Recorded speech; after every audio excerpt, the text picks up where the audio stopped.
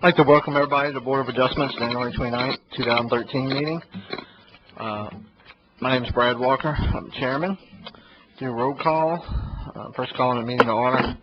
And go to roll call. My name is Brad Walker, president. Jim Cecil, vice chair. Present. Ms. Kathy Desadier. Present. Mr. Bill Lee. Present. Mr. Stephen McGowan. Present. Mr. Mike Brew. Not present. And Mr. Willie Robinson. Not present. Okay. This first meeting of the year, we're going to go ahead and do election of officers, or chairman and vice chairman. So I open the nominations for the election of the 2013 chairman. Are there any nominations? I nominate Brad Walker. Do I hear a second? Any other nominations? Do I hear a motion to close nominations? Close nominations. So moved. All right. It seems that I might be chairman again for another year by default. So let's open it up for nominations for vice chairman. Yes, I would like to nominate Ms. Kathy Desadier. I'll second. Do I hear any other nominations? Do I hear a motion to close nominations? So moved. All right. Ms. Kathy Desadier will be our vice chairman. Congratulations, Kathy. All right. Now everybody scream at once now. All right. Now, public comment period. If anybody would like to say anything for or against the Board of Adjustments, if you're here for an agenda item, please hold your comments for that agenda item on that time. If you'd like to say anything in general about the Board of Adjustments, feel free to come forward and get your 3 minutes. No rush to the podium, so we'll go ahead and close public comment period. Big rush. Big rush. All right, so we're going to, I know Mr. Mike Brew told me about a change to the minutes. One change, his name wasn't listed as a member, but yet he made a actual motion, and he's pretty sure he was here last time. So I don't think, somewhere he said he wasn't on the list of being present. Yeah, he's not on any list. So we just need to make sure he was present and added to the minutes. With that change, do I hear a motion to accept the minutes? I'd like to make the motion to accept the minutes for November the 27th of 2012. I'll second. Second. A motion by Mr. Jim Cecil, second by Mr. Bill Lee. All those in favor? Aye. All right. All right. Next is, do I hear a motion for the acceptance of the written decisions for November 27th? I'd like to make the motion for the acceptance of the written decisions for November the 27th, 2012. Okay. I hear a second. Yeah, I'll second. Yeah. Okay. Second by Mr. Bill Lee. Okay. All those in favor? Aye. I have his name written down already, so what's wrong with It's easier to write his name. Exactly. I think this is eliminating the one. All right. First public hearing, zoning review ID 2000. Well, before we start that, just if you haven't noticed, on the agenda, there was some old business on the agenda that was pulled tonight for zoning review ID 2272.12, lot B-1, Octavian Cooper and Carrie Dixon tract for Nolan McKay, Manchac LLC. That has been pulled by the applicant, so that will not be heard tonight. So we'll go to the first zoning review ID 2282.13, lot B6-A-1 on the Solhanna subdivision for Michael Templey, located on the east side of Kelly Drive, approximately 650 feet south of Solhanna Road. Is there somebody here to represent that? Please come forward, sign in, and tell us what you're trying to do. I'm Nancy Templey. My husband's Michael. Unfortunately, he couldn't come tonight because he had surgery this morning. But we would like to move my daughter's trailer onto her land so that it's a more secure and safe place. Where she's living right now, we don't feel is very secure and safe. They have had a central air conditioning unit stolen from their home. They've had siding that we were putting up on their trailer. Somebody came in and stole a box of siding that had not been opened yet, and we were just petitioning y'all to move them to our lot.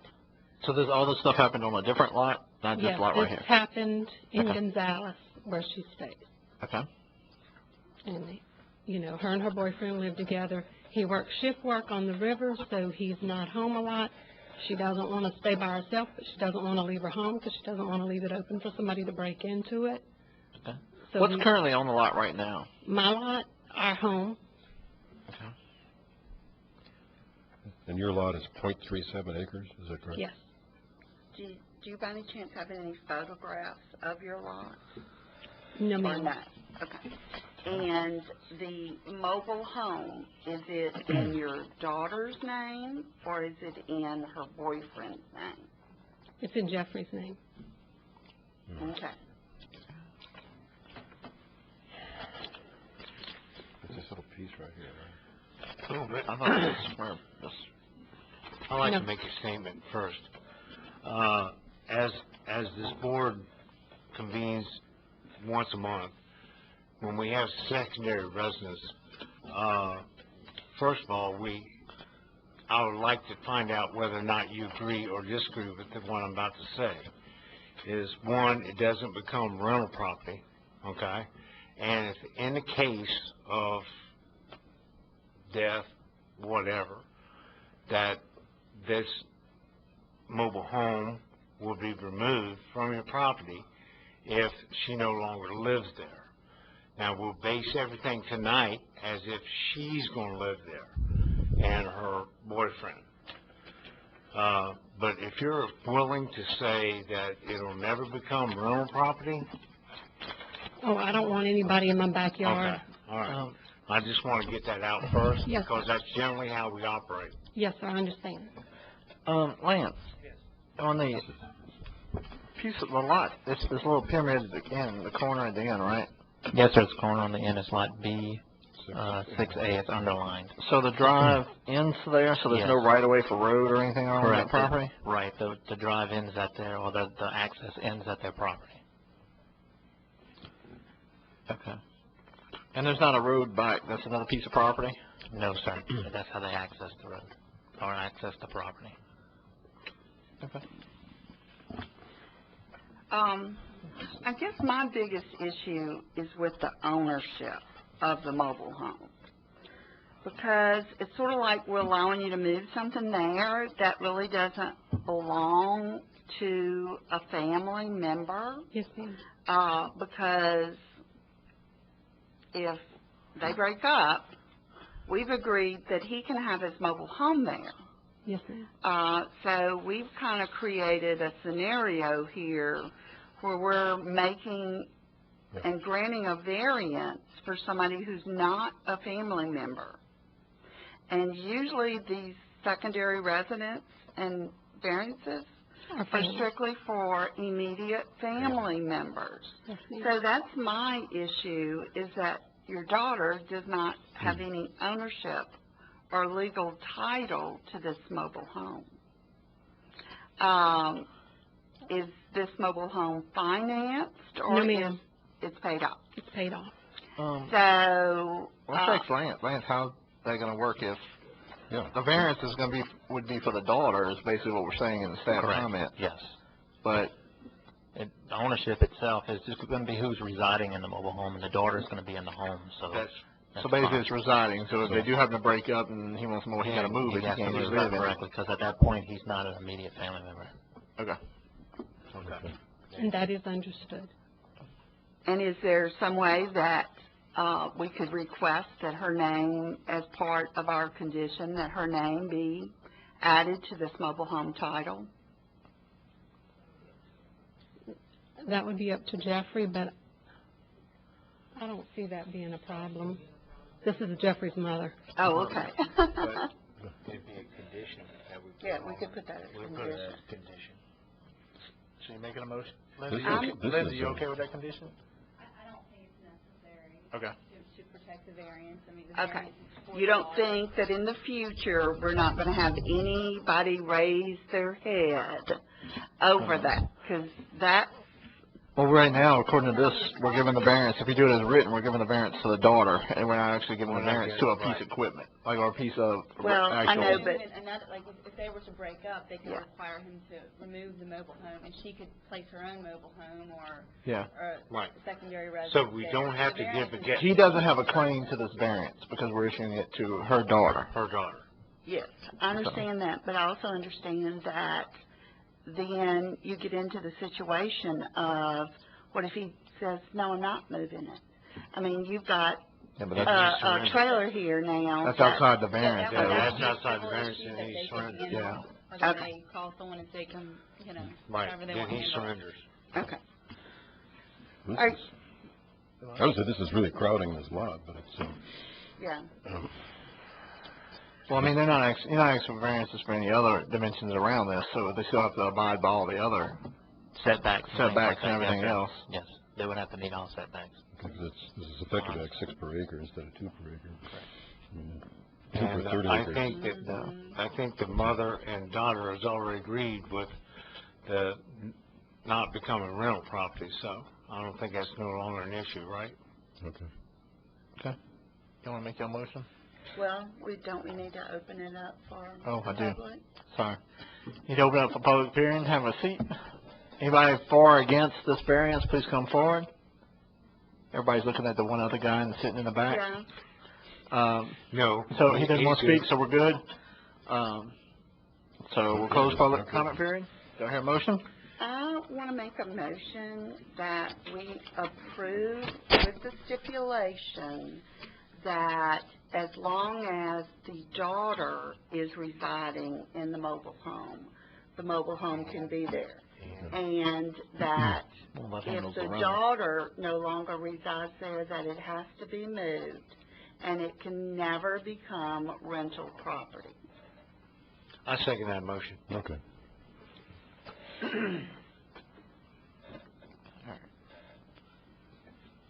Second by Mr. Jim James Cecil. Cecil. Motion by Ms. Kathy Desidier to amend the current motion with, make sure that the daughter resides in the trailer. The trailer can never become, rental property. All those in favor? Aye. All right, motion passes. And your mama can't charge you rent, okay? Just make sure you Just tell her make that. sure, make Okay. sure you warn her about that. So you got it in writing that you can't charge no rent for your property in the back. Okay. Next, do we have any new business? Something about application process? Yeah, what is that? We don't have a clue what that is. Who put that on there? It's from the November meeting. But Patrice put it on there.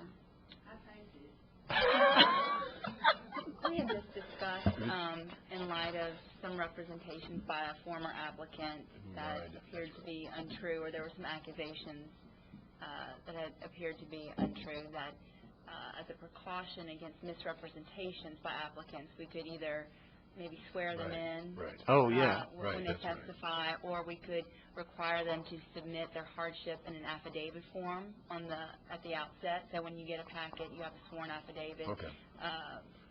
stating the reasons for the hardship, so we don't run into a situation where it's he said, the neighbor said, and everybody's confused, and then you end up granting a hardship based on misinformation or And we ran into that in November. Yep. So are we swearing them in, or are we having well, something? it's up to The you. Then we'll affidavit. just No, I you know, like the I like the affidavit. affidavit, and I think we Affidavit. should Well, have what's a involved in list of getting what an it should affidavit for the include. application? you'll just have to have a notary or an attorney notarize it and I say thought we you already are. get them notarized. No, sir, we don't. No, not the application. They just fill out an application, and they, usually handwrite on the application form what the hardship is. And in this case, they have to take it to the local grocer, Albertsons, whoever has a notary, or get their attorney to notarize it. Okay, but if we do an affidavit for the application, it's not going to cover what they're telling us at the stand here, correct? Well, Like, Correct. say, if they're lying on the stand, an affidavit's not going to do anything about it. Right, and we could do both. We could swear them in and then but the hardship should be what you're basing the variance on. Right. Whether or not what's represented in writing to you is factual. And if you want to swear them in, we can certainly do that too. But those are just some precautionary methods and some suggestions and recommendations. in that case, she misstated her intentions for the future. It wasn't that She said she was Well, gonna. I don't think, No, I don't no, think the no. affidavit would have covered Yeah. that situation. Yeah, she put it well, on things the can sale. change, and I think in light of, you know, I won't comment about her situation, but just to cover your bases when you grant a variance, because you shouldn't be granting a variance just, On what they say. well, you need to look at what's on paper. What is the hardship in the form? What's requested? Is that really a hardship? And you have to make that evaluation based on the hardship, whether or not you want to grant it. But A lot of then- like what but we were then looking there for- again, you have to swear in everybody that comes up. Well, not everybody, just the applicant. Well, that's The what one I'm saying. representing the variance, yes. The one that comes in, you would have to actually swear them in. Yeah. I think we do both, and I think that the affidavit that Lance should come up with some brilliant ideals of what all affidavits should include as far as that. Well, the affidavit is just. So it's hardship. Just it being Well, I know, notarized, but- just the application being If you notarized. give some, yeah, if you Yeah. tell somebody we need a sworn affidavit, and then they don't put their hardships and all that stuff in there, that's what I think we should have them cover in But I there. think Lance walks them through the application process. You have to present a hardship. And sometimes, you know, he says, hey, I recommend denial. I don't believe Yeah. this is a sufficient hardship. Mhm. But, you know, they've got to state their hardship. They've got to come up with that on their own. What is their hardship? Correct. Is a family member ill? Is, Right. you know, Yeah, when they come in, I mean, that's why we list those standards on the application, is that, you know, these are standards that the board's looking for when they grant these variances. Another thing is that, remember, your decision is final. So, once that you make the decision, a judicial review, I mean, that's that, but your decision, once it's made, it's final. Yeah. I mean, I'm kind of in agreement with Kathy on doing a little bit of both, because to me, I see the affidavit, yes, we look at that, but the issue is, if we went just by the paperwork, then we wouldn't have to have anybody come up here and say a word. We can just sit there and decide tonight, you know, on everything. And, I mean, yeah, we get public feedback, you know, but we offer them to rebuttal, you know, we offer them to get more details, and I want to make sure that if they're lying, Lindsay can do something about it. Well, the thing about it is, that's just another fee that they're going to have to pay to go ahead and have it notarized, okay? I think that what we can do is swear them in and basically make it short and clear that anything you're about to say tonight in front of this board is factual. yes. That would hold up in court. Yes, because but we're in videotaping it. November, you have to remember, I think the applicant stated, you know, I will never use my property as rental. My intention is to give to my children. Right. Well, I'd That's never not- sell it. It was I'd never sell it, and it went up for sale. Then she sold it to her. Well, then, let's just say someone said, my intention is to give this property to my children, and I certainly agree that I will not make it rental property. You have to look at what's material to your decision and what's considered in the hardship. I mean, just because someone makes a representation, I will not sell it, is that material to whether or not you grant it? I mean, there are lots of things to consider, and this is not going to solve every problem you all have swearing it in. This is That's just correct. for you. I know, will say I don't want to say I have a problem, but like whenever the neighbors are here, and a lot of times the neighbors, we ask them if it wouldn't become a rental property, would you be okay with it? And they say yes, and we add that stipulation there.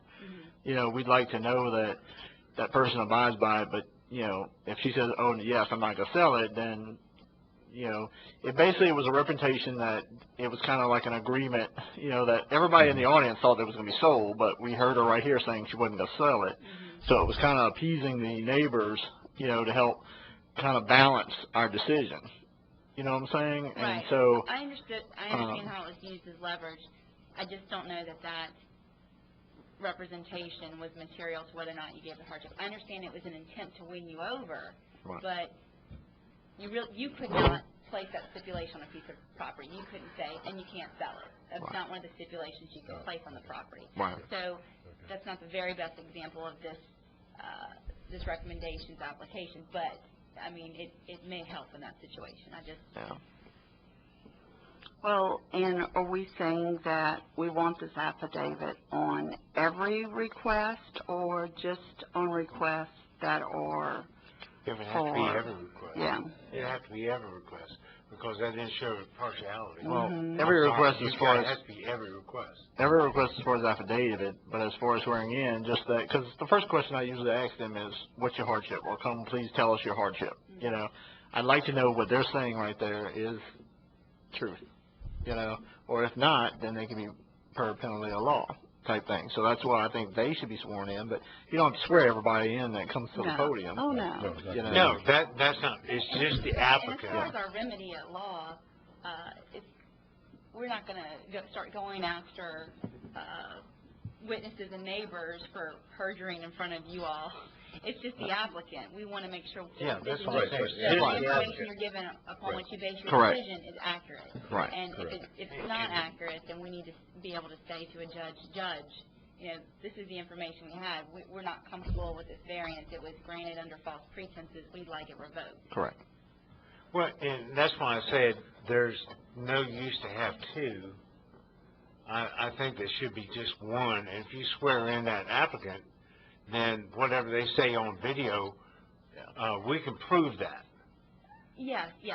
I'm gonna Me agree with personally, you. the affidavit I am is too. To me, easier. Yeah, I mean, I'm backing off. The I notary- agree. I didn't like the notary fees and all that stuff added to this I whole mean, that's process. just added more to the process, and I don't It's not a think the significant people of cost, Ascension though. needs to have the additional Never charge amount. to notarize, and Do most what? people charge maybe 15. I know, but the majority of people that go see Lansdowne are going to be, where you tell them to go get notarized if y'all need something notarized?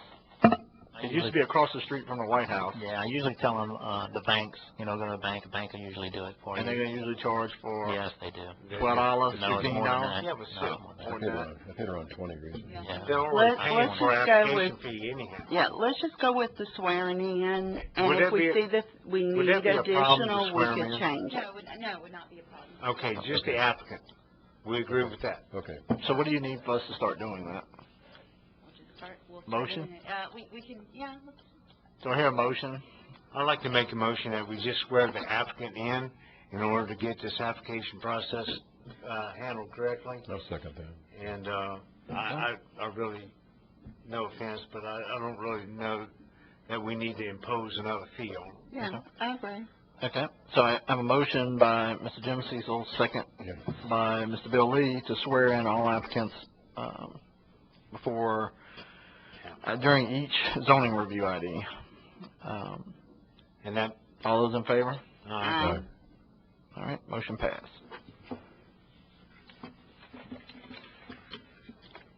we have no old business. So, no longer have any old business. Do I hear a motion to adjourn? Was I'll that the make only a thing y'all had? Okay. I make a motion that we adjourn. Motion by Mr. Jim Cecil, second by I'll second it. Ms. Kathy So you Dedear. have to write my name. All right, all those in favor? Aye. All right, we adjourn.